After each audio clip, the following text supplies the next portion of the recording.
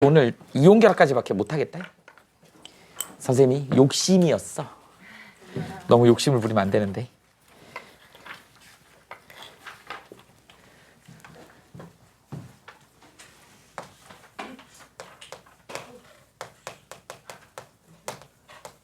이제 다 한 거니까 이온 결합만 예쁘게 정리를 하면 됩니다.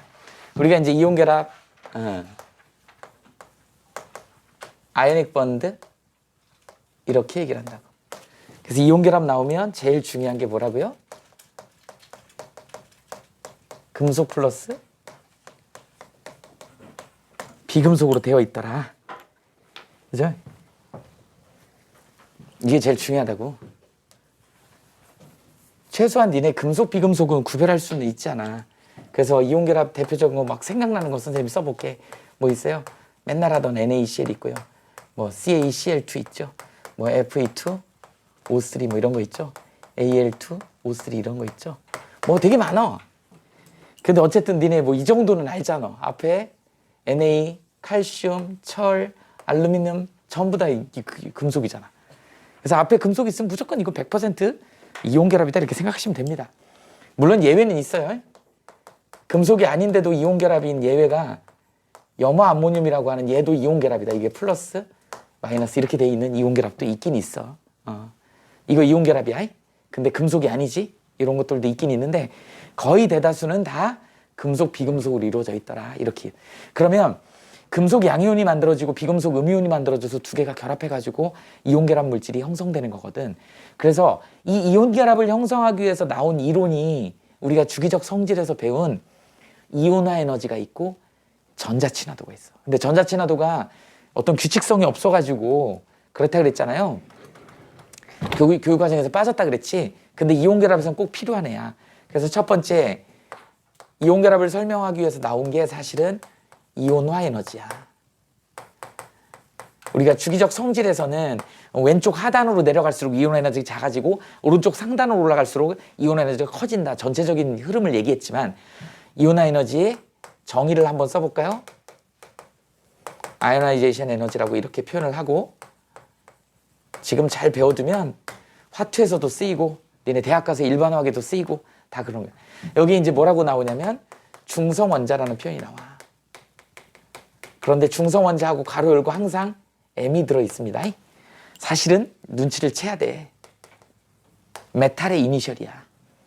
그래서 중성원자는 메탈을 의미합니다. 여기서 이온화 에너지를 따질 때는. 그러니까 1, 2, 13족 그 안에 뭐 3족에서부터 12족까지 있는 걔네들까지 다 포함. 중성원자 1몰에서 전자 1몰을 떼어내요. 안정한 금속 양이온을 형성하는데 필요한 에너지 이렇게 얘기를 합니다. 이걸 우리는 이온 에너지라고 얘기를 한다. 그래서 에너지를 흡수해야 되니까 흡열 반응이죠. 그래서 얘를 갖다가 일반식으로 쓰게 되면 어떻게 된다? 이제 금속도 기체 상태가 있을 수 있으니까 여기다가 전자 1몰에다가 이온화 에너지를 이렇게 집어넣는 거야. 아이오나이제이션 에너지야. 집어넣으면 이제 어떻게 되는 거야? 기체 상태에 이온이 되는 거죠. 이게 이제 뭐예요? 비활성 기체 전자 배치를 갖겠지. NA면 네온하고 똑같은 전자 배치 갖게 전자 1몰이 이렇게 빠져나오는 거야. 우리 이게 뭐예요? 안정한 금속 양이온이 되는 거야. 이렇게 만들어질 때 들어가는 에너지를 우리는 이온화 에너지라고 얘기를 한다. 물론 선생님이 얘기했죠. NA는 1가일 때는 전자 1몰이지만 Mg처럼 2가면 2 플러스가 된다고. 알루미늄처럼 3가면 3 플러스가 된다고. 그래서 2개 더하고 3개 더하는 게 이온화 에너지다. 이건 설명 저번 시간에 해줬죠. 그래서 기본적으로 이온화 에너지가 이 양이온이 어떻게 만들어질 건지 금속 양이온이 어떻게 만들어질 건지에 대한 거에 이론을 이제 활용하는 게 이온화 에너지다. 그 다음에 이제 두 번째, 이번에 그러면 이제 뭘 만들어야 되겠니? 비금속 음이온을 만들어야지 이온 결합이 형성이 될 거니까 이때 쓰는 게 바로 뭐다? 전자 친화도 개념이다. 그러니까 사실은 이온 에너지하고 전자 친화도는 이온 결합을 설명하기 위한 이론인 거야. 우리는 주기성으로 배웠지만. 그래서 얘는 엘렉트론 affinity라 그래. 이걸 전자 친화도. 전자를 얼마나 좋아할 거냐. 정의가 뭐냐면요. 얘는 중성 원자야. 그런데 중성 원자에 항상 X가 나오면 니네 X 뭐라 그랬지? 할로젠의 이니셜이라 그랬죠. 할로젠을 대신해 쓰는 거래. 17쪽이잖아. 그러니까 17쪽 애들은 전자를 무진 좋아하는 애들이잖아요. 그래서 이거 1몰에 전자 1몰을 집어넣어. 전자를 좋아할수록 자 어떻게 된다? 안정한 비금속 음이온이 만들어지는 거지. 비금속 음이온이 형성될 때 발생하는 에너지겠지. 발생하는 에너지입니다. 뭐 발열이겠지. 발열 반응. 이것도 반응식으로 쓰게 되면 어떻게 되겠니? 자, X 기체 상태. 여기다 이번엔 전자 1몰을 이렇게 집어넣는 거야. 그래서 X 마이너스 기체 상태가 되고 여기에 이제 일렉트론 어피니티가 밖으로 기어 나오죠. 발열이니까. 이때 요렇게 X 마이너스 이게 바로 뭐야? 안정한 비금속 음이온을 형성하더라. 이렇게 되더라. 여기 이제 뭐 예를 들어서 얘를 갖다가 Na 플러스라고 한다 그러면 얘 11번에 Na 플러스니까 전자 배치가 누구하고 똑같은 거야? 네온의 전자 배치를 갖는 거잖아. 통합과학에서 그래서 비활성 기체의 전자 배치를 갖는다 그랬죠. 얘가 만약에 CL이다. CL은 17번에 전자 하나를 얻은 거니까 누구랑 같은 거냐?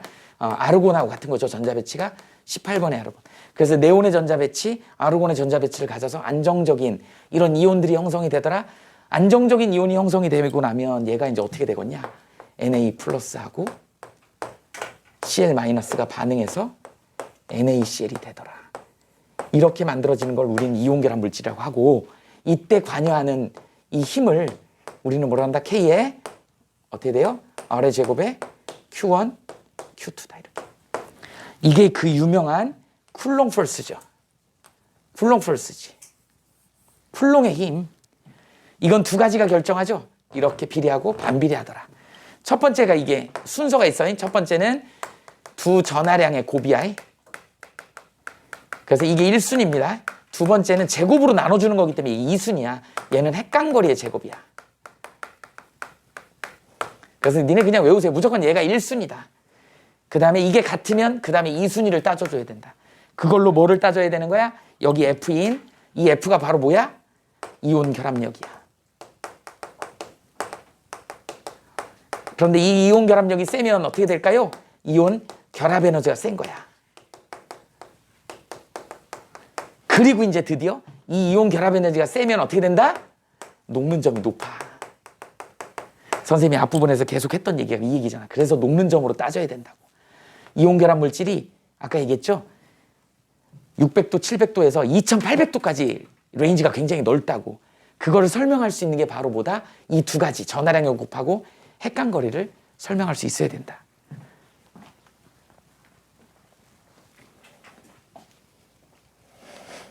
됐어요? 자, 그러면 이제 우리는 이걸 고스란히 이걸 가지고 그래프로 옮겨보자. 이온 결합 에너지 그래프를 한번 그려보자고.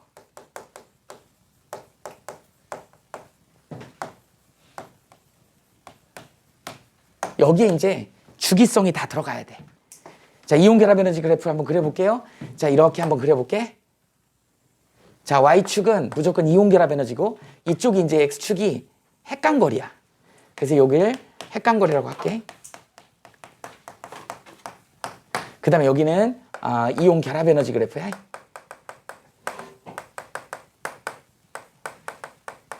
핵간거리는 어떤 거냐면, 자, 이제 노란색으로 먼저 그려볼게요.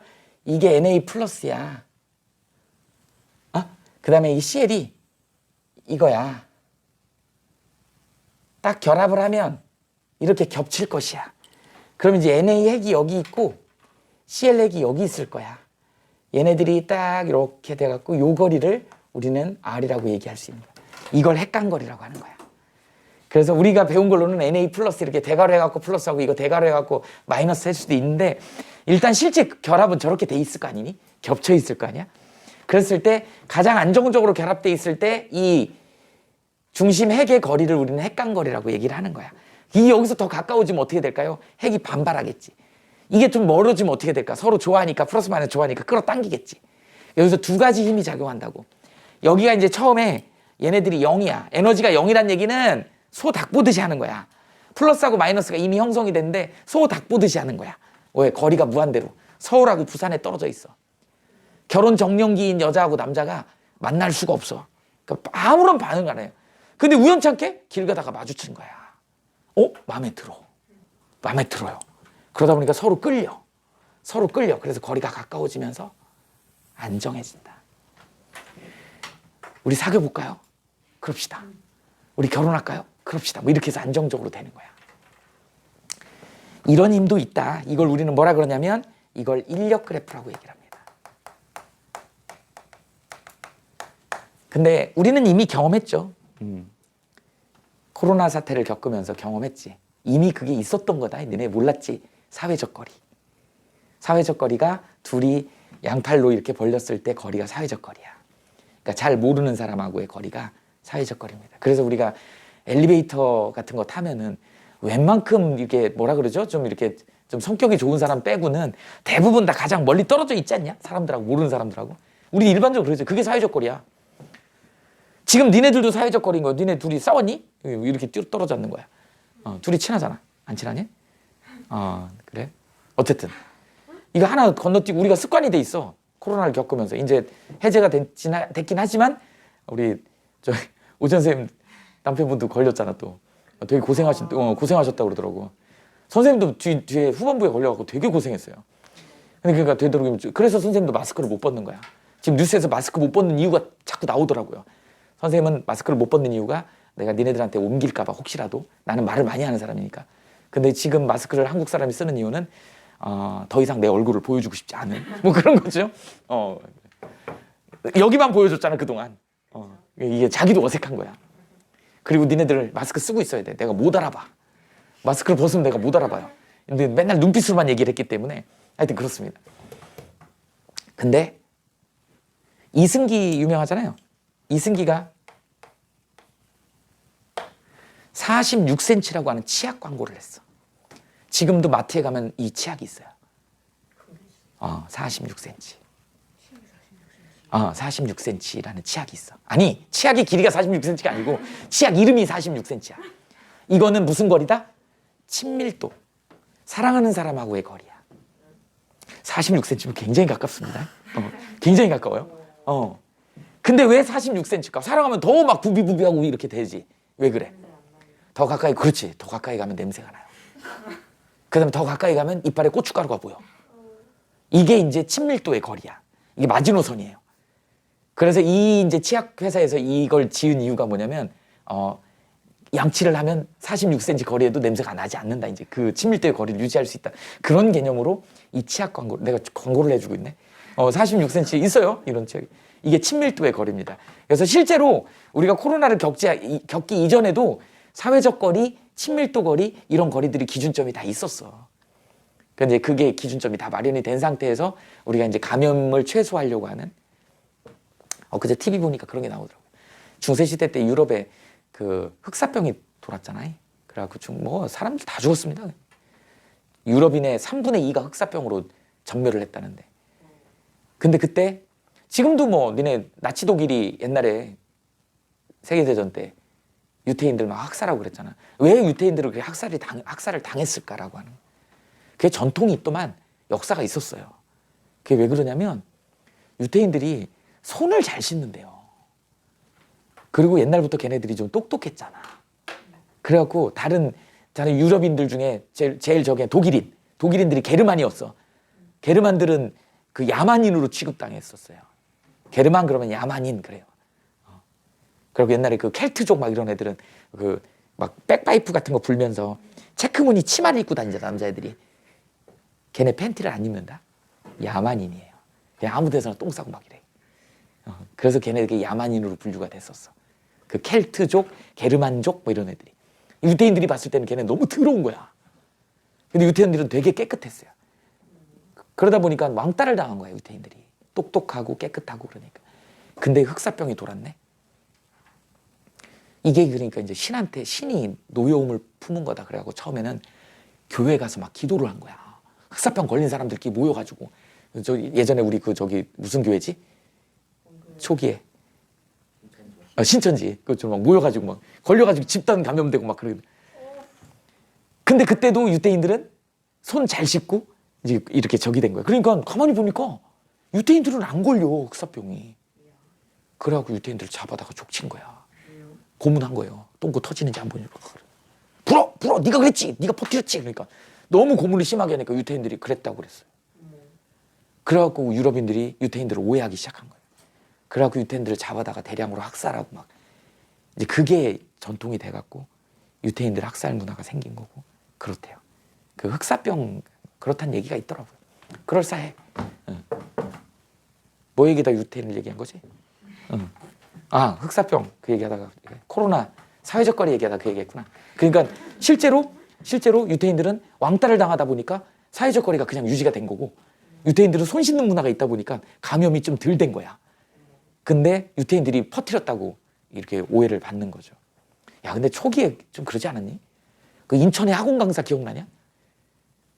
뭐 이태원에서 걸려갖고 퍼뜨려갖고 징역 살았어. 초기 때 우리 난리도 아니잖아. 아줌마 1번, 2번 막 있잖아. 번호 붙여가지고 막. 그 완전히 인권 유린이잖아. 그죠? 와, 그런 일을 겪었어. 초기에 신천지도 난리 났었잖아. 어찌 보면 지금 생각해보면 신천지가 이단이긴 하지만 선생님처럼 종교 안 믿는 사람이 봤을 때는 그것도 종교 탄압이지. 그잖아요. 역으로 하면. 초기에 우리 이상한 일들을 많이 겪었어요. 진짜로. 아, 그런 거를 겪고 지났는데 참 이제 니네들 대학 가면 좀 대학 생활을 좋게 재밌게 할 수 있을까? 왜 이래? 뭐지?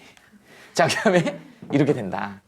그러다 보니까 너무 가까우면 46cm 이상 가까워 버리면 냄새도 나고 이빨에 고춧가루도 보이고 이렇게 되면 안 된다는 거죠. 그래서 이게 그래프가 하나 더 나와. 거리가 멀 때는 문제가 없다가 너무 가까우면 팡 반발합니다. 너무 가까우면 핵이 플러스로 반발해 버리는 거야. 그래서 반발력이 급격히 올라가죠. 이거를 우리는 반발력 그래프라고 얘기를 하죠. 그래서 어떤 화합물이나 분자가 만들어질 때 항상 얘네들이 두 개 그래프가 공존하는 거야. 인력 그래프하고 반발력 그래프를 이렇게 그릴 수 있어요. 이거를 합성하는 거야. 이런 그래프가 만들어지더랍니다. 이게 노란색의 NaCl 그래프야. 이렇게 됩니다. 그리고 플러스 마이너스 이렇게 되지. 그리고 이제 우리가 중요한 건 뭐예요? 이 꼭지점이 중요하다. 이 꼭지점의 위치를 정확히 봐야 됩니다. 이렇게. 그래서 이 꼭지점만큼 0에서 0은 아무 에너지가 없었던 상태인데 이 꼭지점만큼 안정해지지. 이렇게 밑으로 내려온 만큼 이만큼 결합력 밖으로 에너지를 방출하면서 결합을 한 거야. 그러니까 이만큼을 우리는 뭐라 그런다? 결합 에너지, 이온 결합 에너지라고 얘기할 수 있는 거야.